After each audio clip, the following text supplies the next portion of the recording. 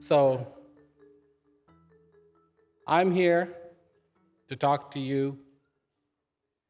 And today's topic, a very interesting topic, the timeless breath.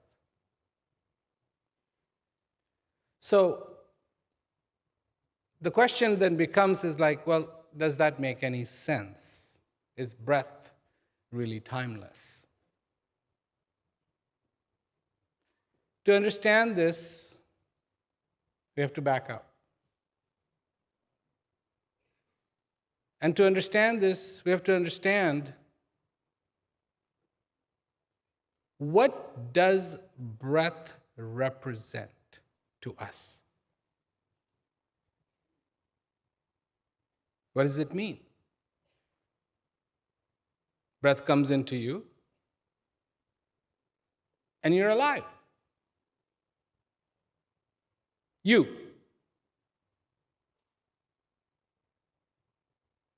And so what I want to say here is that breath really represents not just exchange of oxygen and carbon dioxide, but it actually represents life, existence. Now, most people cannot separate what happens in their life and existence. And maybe for a very small period of time, they get to understand it. But it's always quite unfortunate, because you may be lying in a hospital bed, counting your last. You realize you can't do anything. And it looks fairly imminent you're going to go. So now, finally, you get to separate all the things that are happening in your life and with simply this thing called existence. And the more you understand the power of this existence, the more you will be able to shape everything around it. That is the nucleus. Not the things that are happening around you, because those will constantly be changing. That is their nature. What you like today, you may not like tomorrow. That is the nature of desire. If desire does not change, it's pointless. But it constantly changes. You buy a new TV, by the time you bring it home, plug it in, turn it on, it's advertising a new TV. And you will desire that. As Marcus Aurelius said, universe is about change. Life is about understanding. The most noble pleasure,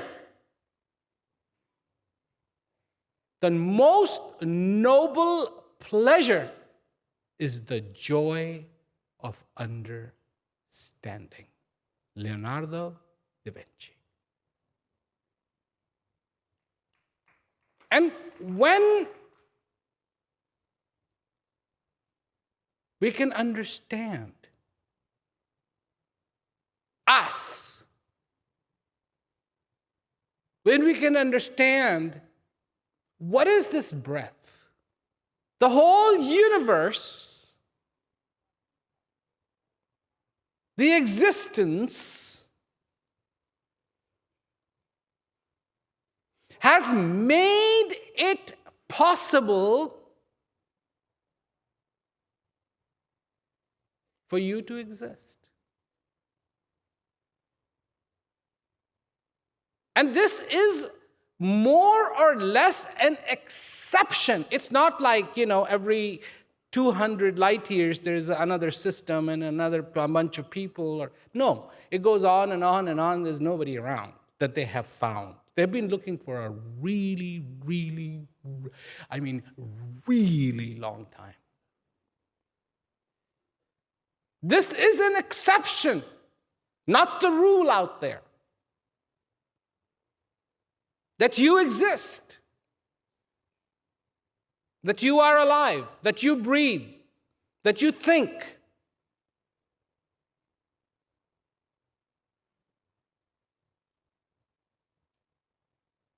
And that you have in you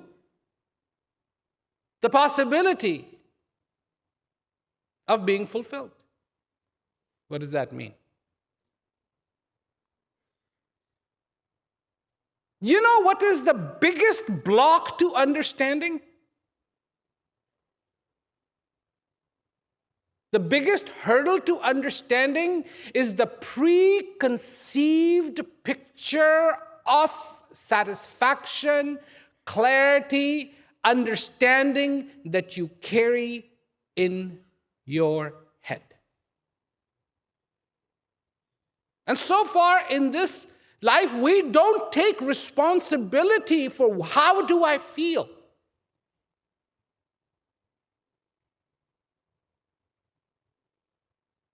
How do I feel?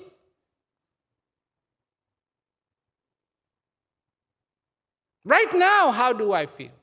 Today, how do I feel?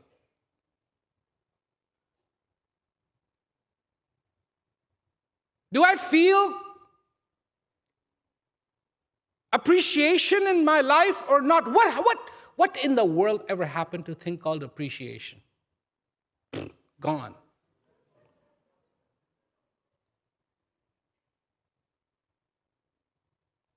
And without appreciation, there can be no gratitude. And what will take place when there is no appreciation? Greed, because appreciation is the only antidote to greed. People who are greedy, that's one thing they cannot do, is appreciate. If they start appreciating, they wouldn't be greedy. Oh, are you familiar with the human nature? When you appreciate something you do is really peculiar. If you're listening to a song that you like on the radio of your car, what do? Turn it up. You want to share. You want to show. You want to share. Have you gotten in touch with that part of you that wants to appreciate? Have you gotten in touch with that part of you that wants to enjoy clarity in life? Have you gotten in touch with that part of you? Listen to what I'm saying. Have you gotten in touch with that part of you that likes peace? Have you gotten in touch with that part of you that wants to be content? Have you gotten in touch with that part of you that deeply respects knowledge? Have you gotten in touch with that part of you that wants to express the sincerest kindness? Have you gotten in touch with the part of you that wants to celebrate this existence? Have you gotten in touch with the part of you that wants to feel that gratitude? Have you gotten in touch with the part of you that holds these as the highest achievement of your existence. How many human beings do you think there have been on this earth before you?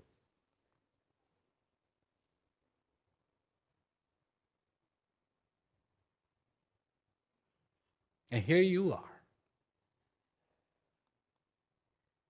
You are. What makes you different? What? Your kidneys? Your pancreas?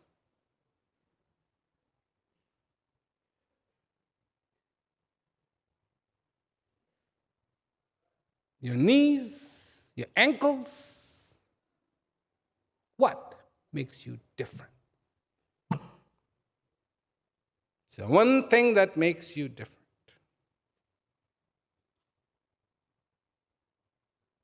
Your understanding. What do you understand?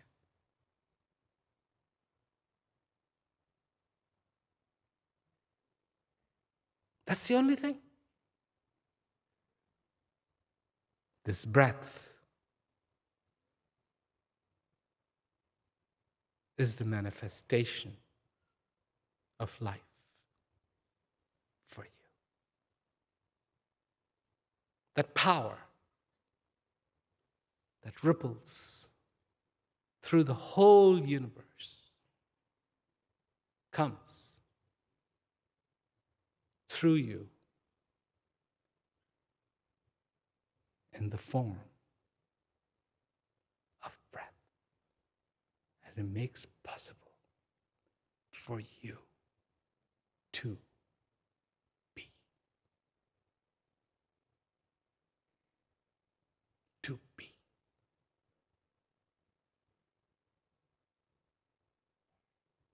So that you can understand. And only then, and then alone does this breath become timeless. Because your understanding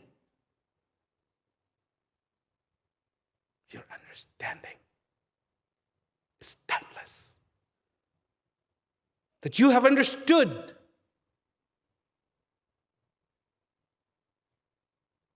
that this being here is not simply about the passage of time, but you have reached out of this and dare to touch the timeless, the finite, which you are, has dared to reach for the infinite.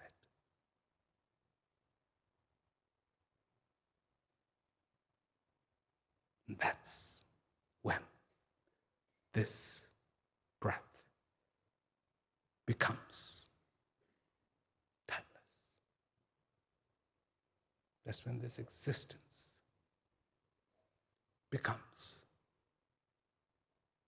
timeless. Embrace the one in your heart, not in your mind. Embrace the one in your heart.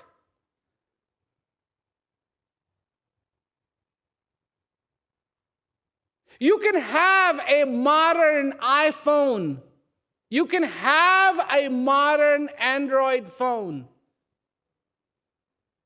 But what you write in the SMS section or the email section or on your Twitter or on your Facebook can still come from kindness and humility.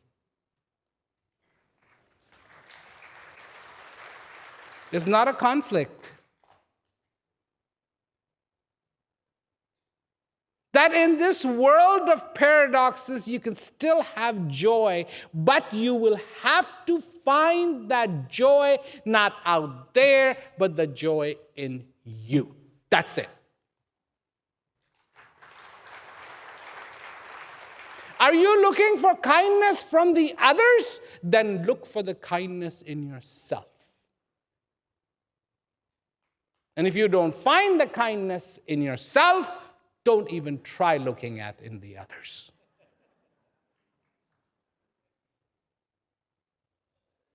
Your potential is the potential of understanding.